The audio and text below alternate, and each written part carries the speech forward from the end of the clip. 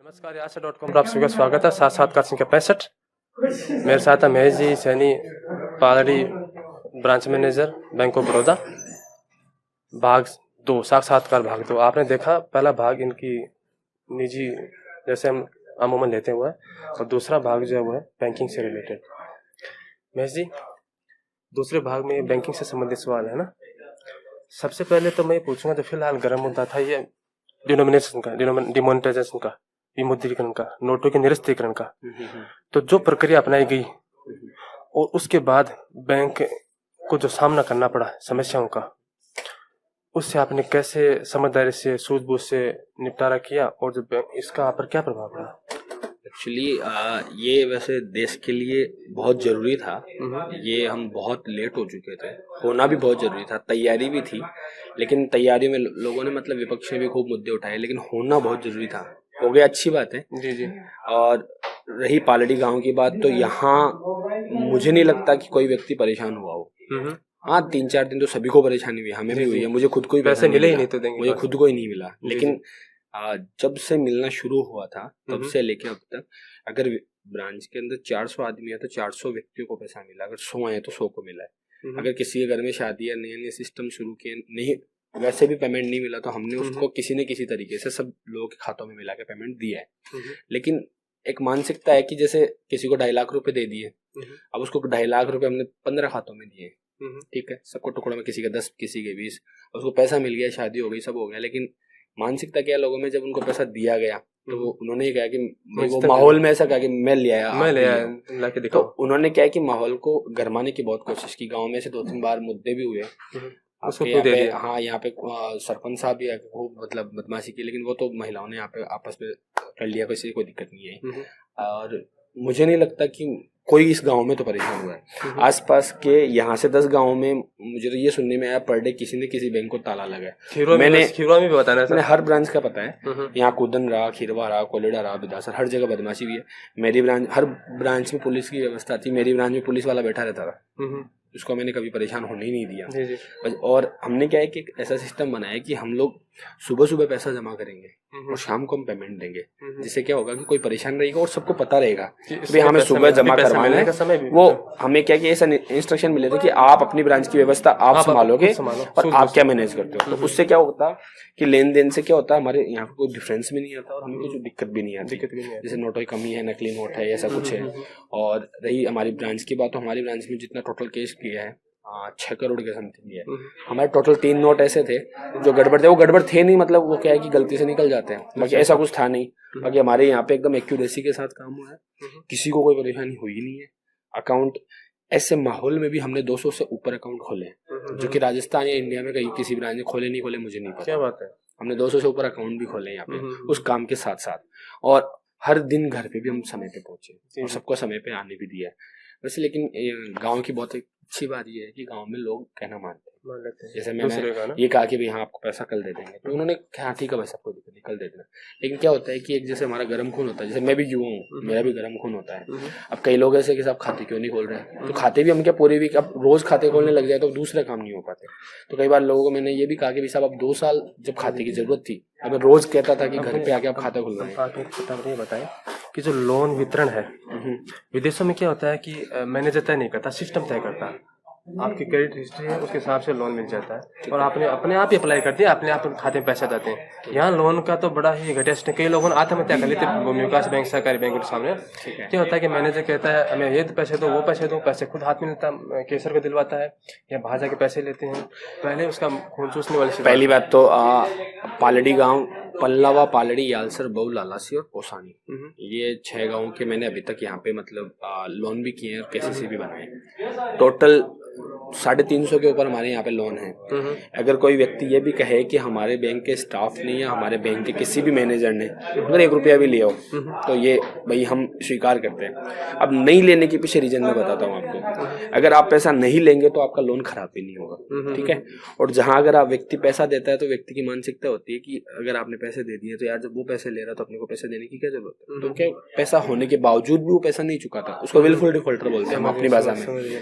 तो एक मैंने मतलब नोटिस किया है यहाँ पे कि लोगों की मानसिकता क्या होती है, लोन लेने की तो होती है लेकिन चुकाने की नहीं होती है। मेरे पास भी ऐसे 4-5 केस है, मैंने रिजेक्ट कर दिया कि मुझे नहीं लगता कि यार ये व्यक्ति पैसा लेने के बाद में वापस होगा। लेकिन क्या है कि पूरे इंडिया का छोड़ो, मैं 3 ब्रांच में काम कर चुका हूँ। तीनों ब्रांचों में मैंने ये देखा है, टोंक, श्रीमाधोपुर और ये तीसरी मेरा पालड़ी।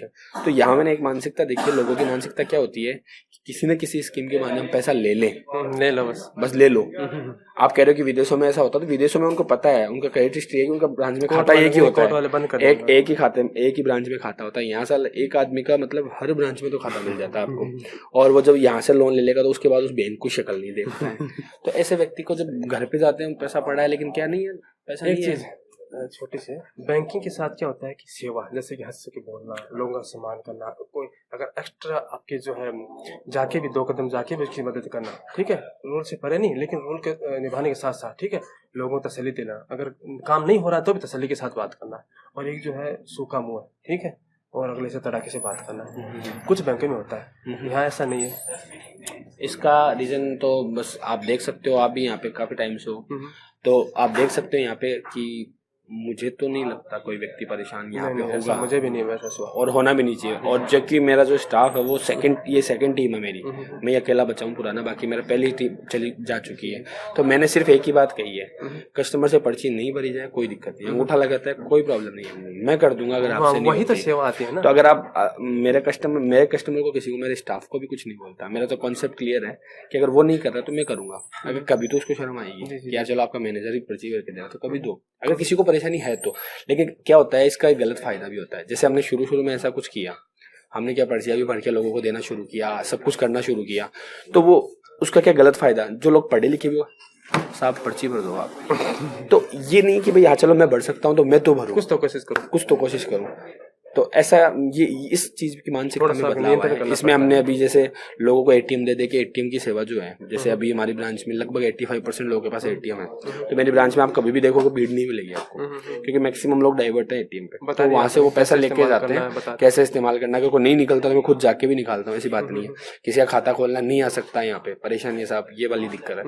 मैंने खुद ने घर जाके भी खाते खोले, मेरा स्टाफ नहीं जा रहा, मैं चला जाऊंगा, कोई प्रॉब्लम नहीं है। 5 मिनट ऐसे जाने से कुछ होता नहीं है। एक बात और पूछें, जो नकली मुद्रा प्राप्ति होती है, एक कद्दू का नोट निकल आता है, मेरी गलती नहीं, आप कहीं से मिल जाता है, तो ज्यादा होता है समझते हैं कि तस्कर है, एक कद्दू का नोट निकल जाता है, क्या करते हैं आप उसके लिए, और फिट करते हैं उसको उसमें क्या होता है, देखो रूल रेगुलेशन तो ये बोलता है कि आप उस पे पेन का मार्क करके आप कर दो।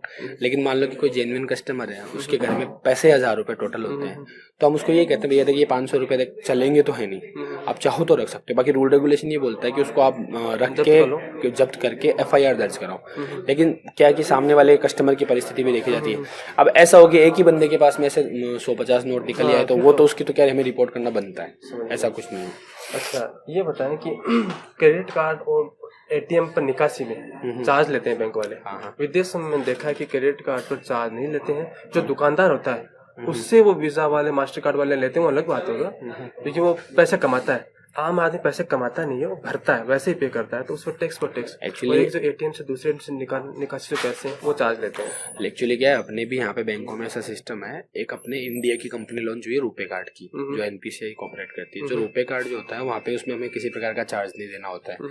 लेकिन जो अदर जो वीजा और ये जो मेस्ट्रो कार्ड है, ये क्या विदेशी कंपनी है, ये विदेशी कंपनी के इंडिया में आके रहती है। तो इंडिया में आके रहेगी तो अपना रेवेन्यू लेने के लिए वो क्या करती है, अपने से चार्जेस वसूल करती है। अब अगर इंडिया का रुपे कार्ड बाहर जाके काम लेगा तो बाहर जाके उसको भी चार्जेस मिलनी चाहिए। तो इस वजह से ये एक परेशानी है, बाकी ऐसा कुछ नहीं है कि कोई चार्जेस है। जैसे मेरे पास एटीएम कार्ड है, मेरे सारे एटीएम चल रहे हैं, ऐसा कोई चार्जेस नहीं। और क्या होता है, एक लोगों का 10 बैंकों में खाते हैं, 10 आपके पास एटीएम है। 10 एटीएम होने के बाद में क्या होता है कि आप हर चीज से पैसा निकालने की कोशिश करते हो, तो वो सेम बैंक में आप चाहे जितने अनलिमिटेड ट्रांजेक्शन करो, कोई चार्जेस नहीं है। लेकिन उसको पता नहीं है, एजुकेट करना पड़ता है, पूछता कोई है नहीं।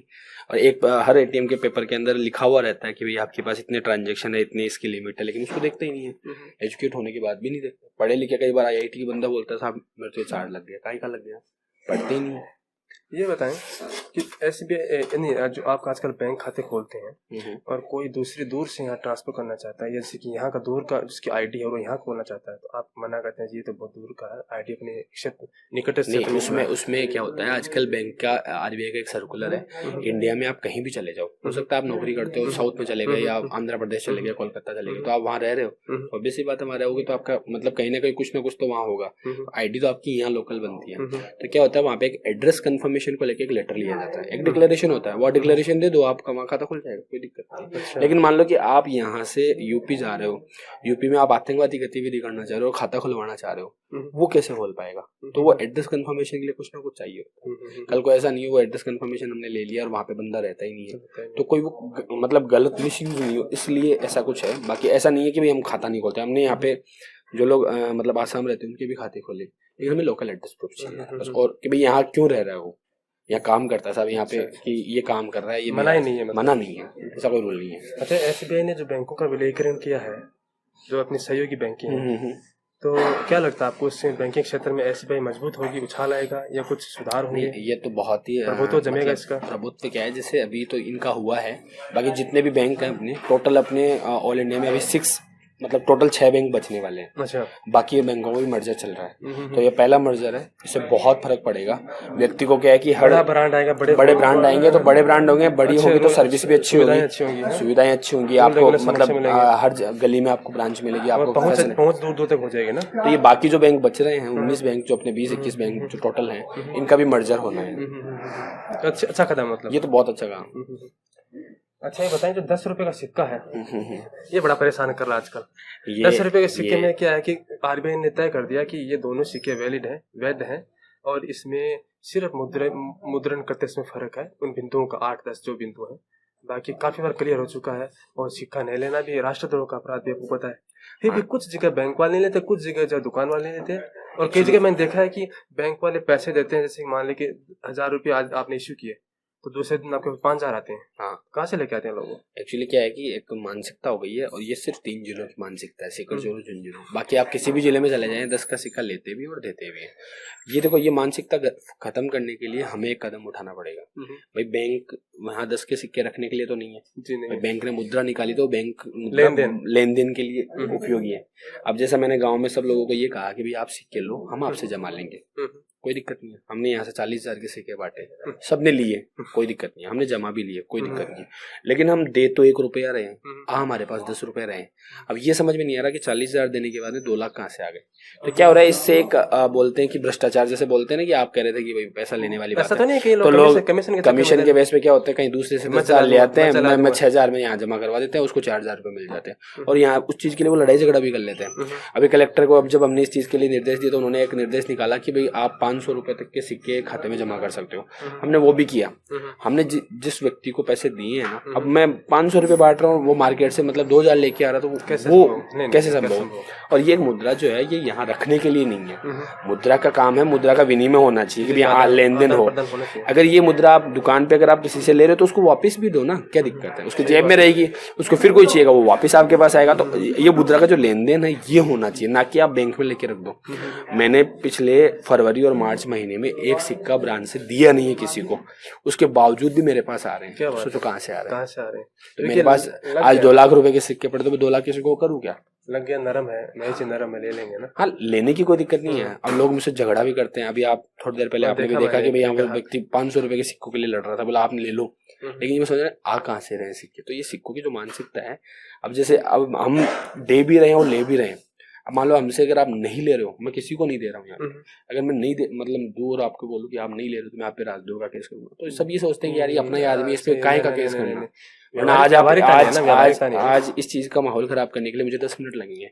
जो व्यक्ति 10 का सिक्का नहीं ले रहा, मैं उसका वीडियो डाल के RBI डाल दूंगा, मैं फिर वीडियो बना के उसका RBI डाल दूंगा। तो वो उस व्यक्ति का क्या, मुझे यहाँ गाँव में माहौल क्रिएट करना है, व्यावहारिकता नहीं है ना।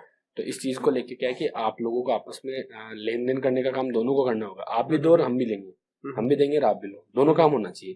फिर यहाँ बैंक में रखने के लिए अगर करेंसी रखे, करेंसी फिर सारी लाओ ना, 10 के सिक्के क्यों लाते हो? एक व्यक्ति स्पेशल 10,000 के सिक्के ला के रखता है, साहब ये लो। तो मैं यहाँ पे मैं 10,000 के सिक्के करूंगा, शाम हो जाएगी मुझे, मैं बैंक का काम कैसे कर पाऊंगा?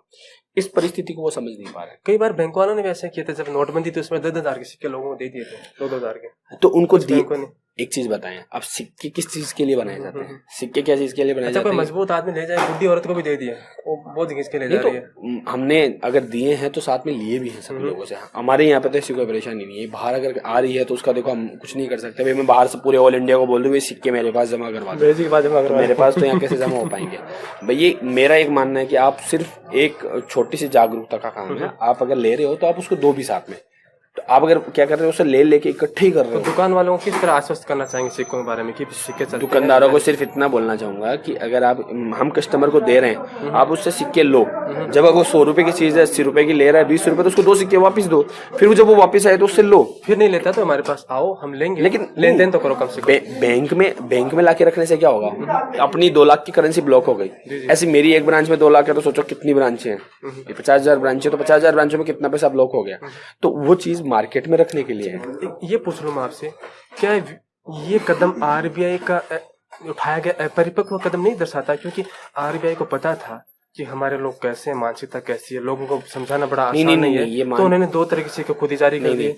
ऐसा कुछ नहीं है। ये मानसिकता सिर्फ अपने यहाँ पे शेखावाटी का है। शेखावाटी के अलावा आप कहीं भी चले जाएं, 10 का सिक्का सब ले रहे हैं। या फिर मुद्दा ही खत्म कर दें, नए तरह का सिक्का जारी कर दें, इनको वापस ले लें। कुछ ना कुछ तो होना चाहिए। आदमी को तो सोचना हमें चाहिए बहुत परेशानी है साहब। यहाँ पे गिनते गिनते परेशान हो जाते हैं। सुबह से शाम कई बार 10 जने सिक्के ले अगर आते इस डिजाइन से उनको नफरत को तकलीफ है तो डिजाइन को वापस ले लें। और जो है हैं। डिजाइन सबसे अच्छा काम है, आप कलेक्टर को यहाँ कलेक्टर सिर्फ ये 3 जिलों की परेशानी है। आप कलेक्टर को निर्देश दिलवाएं, कलेक्टर को बोले कि भाई आप बस में लेना शुरू करें, गाड़ियों में लेना शुरू करें, लें और दें। वो सार्वजनिक जगह है भाई आप बस में दो, आप गाड़ी में दो, टैक्सी में दो। अब जयपुर जैसा नेटवर्क है वहां पे मैं खुद जाता हूँ, जब भी ओला उबेर में जाता हूँ तो मैं उसको बोलता हूँ साहब मेरे पास तो खुले नहीं है, सिक्के दे दूंगा। साहब दे दो ना, क्या दिक्कत है? मतलब इतना कॉन्फिडेंस के साथ बोलता हूँ क्योंकि उसको पता है कि मैं ले रहा हूँ ना, तो मुझसे लेगा बंदा सामने, वो वापस भी देता है। मैं कई बार जाता हूँ तो टैक्सी वाला मेरे को 10 रुपए वापस देता, सिक्का देता है, तो मैं उसको मना नहीं करता। अगर मैं वहां मना कर दूंगा तो बोला साहब क्या हुआ आपको, मना कैसे कर रहा हूँ? तो आपको खुद को ऐसा बोलना पड़ेगा। अब यहाँ सीकर से पालड़ी कम से कम भी 5 से 10 बसें चलती हैं। अगर 5 से 10 बसों में रोज 10-10, 20-20 रुपए के सिक्के चलाने लग जाओ तो क्या दिक्कत है? वो रख लेगा, वापस दे देगा, रख लेगा, वापस दे देगा, क्या दिक्कत? इससे आरबीआई को एक सीख तो मिल जाएगी, दोबारा ऐसी गलती नहीं करेगी शायद। 2 तरह के सिक्के नहीं छापेंगे। ऐसा तो होना चाहिए। बाकी हमने यहाँ पे नोटिस भी लगा रखा है आरबीआई के, मतलब सिक्के नहीं लेने के, मैं आपको मतलब ना राजद्रोह का केस, लेकिन ऐसा कुछ करते नहीं। लेकिन उसको समझ नहीं है, समझते नहीं। काफी सालों पहले तो, अब है नहीं पता मुझे पता, हमारे भारतीय संविधान में कानून ऐसा था कि इंस्पेक्टर जो कोड़े मार सकता है 50-15। किसी इंस्पेक्टर ने मारे कोड़े नहीं है ना? किसी ने नहीं मारे। वो व्यवहारिक नहीं है ना, कानून था, पता नहीं अब बंद कर दिया कि है, लेकिन था ऐसा कानून पिछले दिनों तक। तो कोई इंस्पेक्टर कोड़े नहीं मारता ना, इसका नॉलेज नहीं है। नहीं बता रहा हूँ। तो कुछ कानून है लेकिन व्यवहारिक नहीं है ना वो लागू करना। अब एक आदमी जो है, अब वो कहता है मुझसे बाजार में कोई सिक्का ले नहीं रहा, अब हम उस पर राजद्रोह किस दर्ज करवाते हैं? चलने वाली बात नहीं है ना। मैं मेरी बेटी के लिए गुब्बारे खरीदने गया सिक्का, तो वो बोला कि साहब खुले दो, तो मेरे पूरे जेब में 2000 का नोट था। मेरे जेब में देखा तो मेरे पास 2 10 के सिक्के थे, जबकि मेरे को परेशान नहीं है। तो मैंने उसको बोला कि ये ले ले, तो उसने बोला कि नहीं साहब यहाँ कोई लेता नहीं है, मैं सामान लाने जाता हूँ तो मेरे तो इतना ही पैसा आता है, मैं कहाँ से करूँगा? तो मैंने उसको एक बोला कि भाई एक काम करना, तेरे पास जितने पड़े मेरे को ला देना, मैं रखूंगा, और तो क्या करूँगा, तेरे नहीं चल तो ले लिया कर। लेकिन वो बोला कि साहब मैं आपको काट दूंगा। तो मैंने कहा ये मेरा एड्रेस है, मेरे को फोन कर लेना। बोले साहब इतना ही तो कमाते हैं आप, एक काम करो आप ये गुब्बारा ले जाओ, लेकिन सिक्का मत दे के जाओ। तो उसकी मानसिकता मतलब बदलना मजबूर था वो। चलिए, मैं उम्मीद करता हूँ कि आपकी जो 10 के सिक्के वाली समस्या जल्दी जल्दी खत्म हो जाए, लोगों में जागरूकता है, लोग समझें, और लोग जो है इधर थैला भर भर के नए लेके आए, है ना? इसको लेन देन में लें, इसको लेन देन में, इसको मतलब चलन में लाएं। चलन में लाएंगे तो आपको जरूरत ही नहीं, मेरे पास यहाँ पड़े लोग पकड़ पकड़ के लेके जाएंगे यहाँ से। तो मेरा तो इतना ही है कि 40,000 के सिक्के बांटने के बाद मेरे पास 2 लाख कहाँ से है? मेरा सवाल यहाँ के आसपास के सभी गाँव से सिर्फ इतना है, या तो आप गलत काम कर रहे हो। अगर मैं जिस दिन गलत काम करने लग गया, मैं जबरदस्ती आपको सिक्के देने लग गया और हर कस्टमर को मतलब 40,000 के सिक्के दे दूं तो कैसा लगेगा आपको? तो उस चीज को आप समझे। ठीक है, तो फिर मेहर जी आपने समय निकाला, व्यस्त थे आप, इसके लिए बहुत बहुत धन्यवाद। आगे भी जो है मतलब आपकी पदोन्नति होगी, आप दूसरी चीज जाएंगे, तब आपसे फिर साथ साथ आ लेंगे। ठीक है, तब तक के लिए बहुत बहुत धन्यवाद।